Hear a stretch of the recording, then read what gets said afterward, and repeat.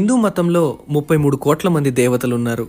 అంతమంది దేవతల అవసరం ఏముంది? నిజానికి మనకు ఏ మతమూ లేదు. మనం అన్వేషకులం. ఎన్నో రకాల ఆధ్యాత్మిక ప్రక్రియలున్నాయి. ప్రతి ఒక్కరూ వారికి తోచిన మార్గాన్ని అన్వేషించొచ్చు. మనకు ఇతనే దేవుడు అంటూ ఎవరూ లేరు. ప్రజలు ఆరాధించే వాళ్ళంతా మీ శివుడు, మీ రాముడు, మీ కృష్ణుడు. ఒకప్పుడు ఈ నేలపై నడిచారు. వాళ్ళు జీవించారు. వాళ్ళకి కుటుంబాలుండేవి, పిల్లలుండేవారు, యుద్ధాల్లో పాల్గొన్నారు. మీ జీవితం కంటే వాళ్ల జీవితం మరింత నాటకీయంగా ఉండేది, అవునా కదా? కానీ వాళ్లు జీవించిన విధానం, వాళ్లు వారి జీవితాన్ని నిర్వహించిన విధానాన్ని బట్టి వాళ్లు పరిపూర్ణమైన జీవులని చెప్పచ్చు. వాళ్ల జీవితంలో ఎలాంటి డ్రామా చోటు చేసుకున్నా సరే, ఆ డ్రామాకు అతీతంగా స్థితప్రజ్ఞతో తమను తాము నిర్వహించుకున్నారు. వాళ్లు డ్రామాకు అతీతంగా జీవించారు కాబట్టి వాళ్లను డైరెక్టర్ అంటాం. ఐఎమ్ సారీ, మనం వాళ్ళని దేవుళ్ళని అంటాం. మిగతా వాళ్ళంతా డ్రామాలో చిక్కుకున్న వాళ్లే. మనమంతా యాక్టర్లం.